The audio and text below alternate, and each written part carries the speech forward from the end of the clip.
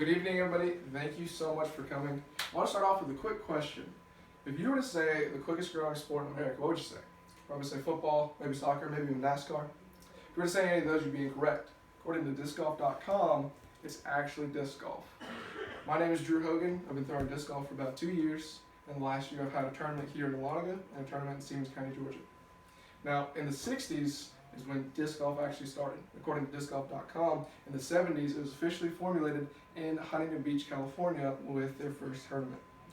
Now, today I'm going to introduce you to the sport. We're going to learn how to play it. We're going to learn about the disc that we need, like this, and then we're going to learn about the different types of throws. So first off, the purpose of disc golf is to get the disc into the basket. Unlike golf where there's a hole, there's actually a basket on the course. Now there's chains above the basket to help the disc fall into the basket itself. And like golf, there's also a par, which is the amount of throws it takes, or it should take you to get to the hole. And according to the PDGA official website, which PDGA stands for the Professional Disc Golf Association, when you throw a disc and where it lands, you have one flip, and you put your foot behind that farthest edge away, and that's where you throw your next shot from. Now, the last difference between golf and disc golf is actually measured in yards, whereas disc golf is measured in feet. And so we know that we need to throw feet. Let's look at how we throw them. And so the first thing we're going to look at is a driver. This disc is all about distance. I throw this mainly off the tee, and we're going for as much distance as we can possibly cover and still staying inbounds. Next up, we have a mid-range. Your mid-range is your most versatile disc. I can pretty much throw this anytime I need it. Even on long or shorter holes, you can throw it off the tee. Another thing, a great thing about mid-range discs is you can even putt with them.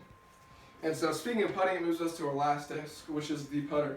This is especially for putting the disc into the basket. And so now we've looked at the disc, let's look at the throws. The most important part of the throws is knowing where it's going to go. And so we have two throws. We have a backhand throw like this, and we have a forehand throw. When we look at the backhand throw, it's probably the easiest throw to learn. And so you're grabbing the disc like this, and you're pulling it across your body. A backhand throw will go straight and then cut to the left. The other throw is a forehand throw. This is probably the most natural throw. You hold the disc like this, and you're flicking it.